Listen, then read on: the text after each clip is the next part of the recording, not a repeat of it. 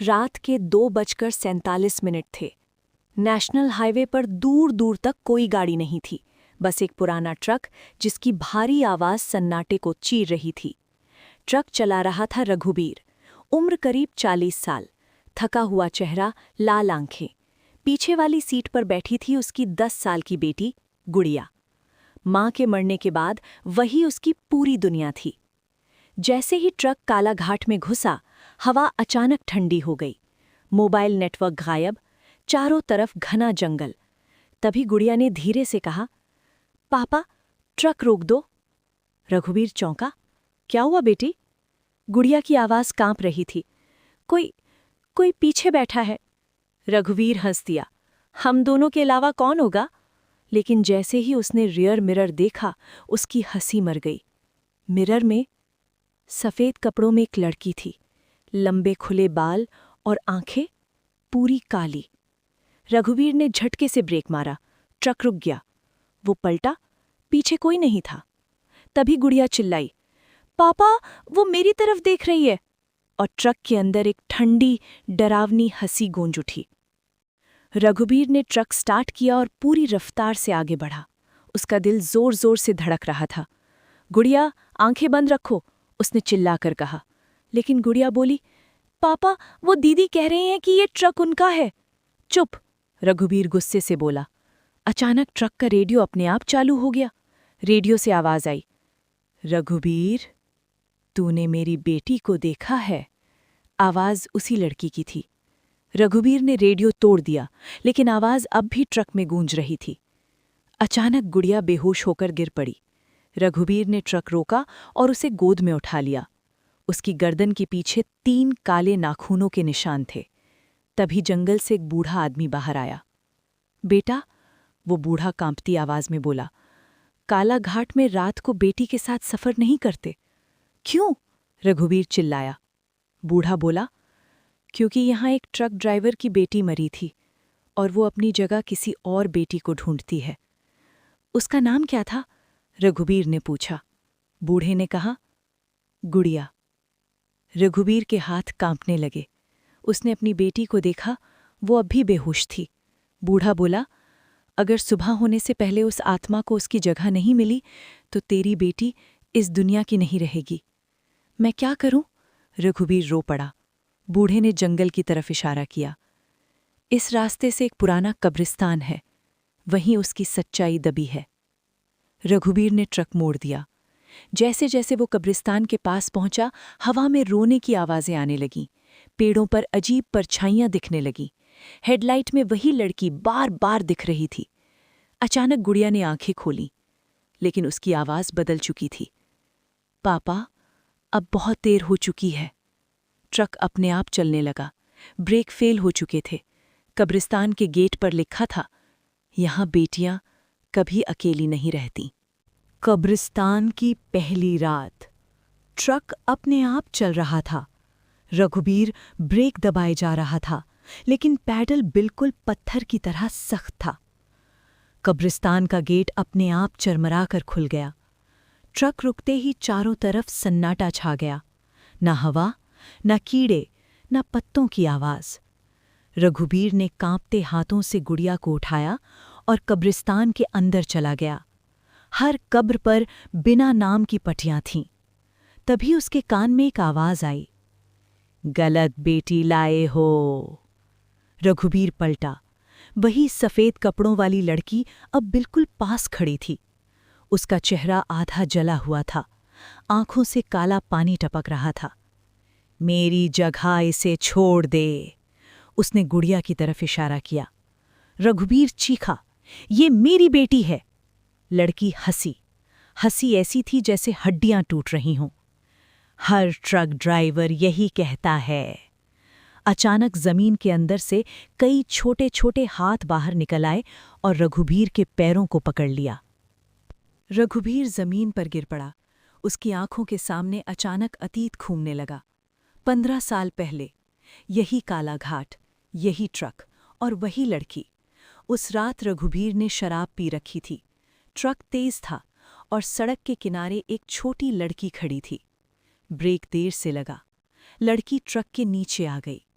डर के मारे रघुबीर ने लाश को जंगल में छिपा दिया, किसी को कुछ नहीं बताया। अब वही लड़की उसके सामने थी। मेरी माँ रोज मेरा इंतजार करती रही, आत्मा बोली, और तू अपनी बेटी को सीने से लगाकर घूमता रहा। रघुबीर रो पड़ा, मुझसे गलती हो गई, सजा मुझे दे, मेरी बेटी को छोड़ दे। आत्मा कुछ पल चुप रही, फिर बोली, अगर तू सच बोलना चाहता है तो सुबह तक सच्चाई उजागर कर। तभी गुड़िया की आंखें खुलीं और उसने कहा, पापा, वो मेरे अंदर आ रही है। गुड़िया का शरीर अजीब तरह से अकड़ने लगा, उसकी आवाज बदल गई। पापा, अब मैं अकेली नहीं हूं। रघुबीर पीछे हट गया। गुड़िया मुस्कुरा रही थी, लेकिन वो मुस्कान उसकी नहीं थी। आत्मा बोली, तेरे पाप का बोझ अब तेरी बेटी उठाएगी। रघुबीर ने कांपते हाथों से कब्रिस्तान की एक कब्र खोदी। उस पर लिखा था, अनजान बेटी, मृत्यु, काला घाट। रघुबीर ने जोर से चिल्लाकर पूरी सच्चाई बोल दी, अपना गुनाह स्वीकार किया। जैसे ही उसकी आवाज गूंजी, हवा तेज चलने लगी, कब्रिस्तान कांप उठा। आत्मा चीखी, गुड़िया बेहोश होकर गिर पड़ी। सब शांत हो गया, लेकिन जाते जाते आत्मा ने आखिरी बात कही, ये अंत नहीं है जब तक हर ट्रक ड्राइवर काला घाट से डरना नहीं सीखता। रघुबीर ने गुड़िया को उठाया। उसकी आंखें खुलीं, लेकिन उनकी परछाई में अब भी एक और लड़की खड़ी थी। सुबह की पहली रोशनी फैल चुकी थी। कब्रिस्तान से निकलते ही ट्रक अपने आप बंद हो गया। गुड़िया अब होश में थी, लेकिन उसकी आंखों में डर कुछ ज्यादा ही था। पापा, उसने धीमे से कहा, वो दीदी गई नहीं है। रघुबीर का शरीर सिहर उठा। तभी दूर से पुलिस की जीप आती दिखी। वही बूढ़ा आदमी पुलिस को ले आया था। इंस्पेक्टर ने रघुबीर से पूछा, रात यहाँ क्या कर रहे थे? रघुबीर ने सब कुछ सच सच बता दिया, हर शब्द, हर गुनाह। पुलिस ने उसका मोबाइल चेक किया। उसी मोबाइल में एक पुराना वीडियो मिला, 15 साल पहले का। वीडियो में दिख रहा था रघुबीर का ट्रक, काला घाट और सड़क किनारे खड़ी वही छोटी लड़की। फिर टक्कर, चीख और कैमरा गिर गया। इंस्पेक्टर का चेहरा सख्त हो गया। तू भागता रहा, लेकिन काला घाट किसी को नहीं छोड़ता। तभी मोबाइल स्क्रीन अपने आप काली हो गई और उस पर लिखा आया, अभी इंसाफ बाकी है। अचानक मौसम बदल गया। दिन होते हुए भी चारों तरफ अंधेरा छा गया। जंगल से आवाजें आने लगीं, रोने की, चीखने की, ब्रेक की। इंस्पेक्टर ने चिल्लाकर कहा, सब लोग पीछे हटो। सड़क पर एक के बाद एक पुराने ट्रक बिखने लगे। हर ट्रक के शीशे पर एक नाम लिखा था, एक बेटी का नाम। गुड़िया कांपते हुए बोली, पापा, ये सब उन बेटियों के ट्रक हैं जो कभी घर नहीं लौटी। तभी वही आत्मा फिर दिखाई दी। अब वो अकेली नहीं थी, उसके पीछे और भी बच्चियां खड़ी थीं। सबकी आंखें काली, सबके चेहरे खाली। आत्मा बोली, एक की मौत छुपाई गई तो कई मरे। ये घाट श्रापित है और इसका हिसाब हर ड्राइवर को देना होगा। धरती फटने लगी, पेड़ उल्टे लटकते दिखे। रघुबीर घुटनों पर गिर पड़ा। मुझे ले लो, मेरी बेटी को छोड़ दो। आत्मा ने गुड़िया की तरफ देखा और पहली बार उसकी आंखों में आंसू थे। आत्मा ने धीरे से कहा, अगर तेरी बेटी को जिंदा चाहिए तो तुझे काला घाट का सच सबके सामने लाना होगा। इंस्पेक्टर ने तुरंत फैसला लिया। पूरा इलाका सील कर दिया गया। रघुबीर ने कैमरे के सामने सब कुछ कबूल किया। वीडियो लाइव चला। उसकी कहानी फैलते ही और भी ड्राइवर सामने आए, अपने अपने गुनाहों के साथ। जैसे जैसे सच बाहर आता गया, आसमान साफ होने लगा। हवाएं शांत हो गईं। बच्चियों की आत्माएं एक एक करके रोशनी में बदलने लगीं। वही पहली लड़की गुड़िया के पास आई, उसके सिर पर हाथ रखा। अब डर मत, तू सुरक्षित है। और धीरे धीरे वो सब गायब हो गईं। काला घाट शांत हो गया, लेकिन जाते जाते एक आवाज गूंजी, अगर फिर किसी बेटी के साथ अन्याय हुआ तो ये घाट फिर जागेगा। रघुबीर ने गुड़िया को सीने से लगा लिया, पर दूर एक बंद ट्रक के शीशे में अब भी एक छोटी हथेली अंदर से टकरा रही थी। काला घाट अब शांत था, लेकिन रघुबीर के अंदर तूफान मचा हुआ था। पुलिस उसे जीप में बैठाकर ले जा रही थी। गुड़िया रो रही थी, उसका हाथ जोर से पकड़े हुए। पापा, आप वापस आओगे ना? रघुबीर ने मुस्कुराने की कोशिश की, लेकिन उसकी आंखें गीली थीं। हाँ बेटी, सच कभी सजा से नहीं भागता।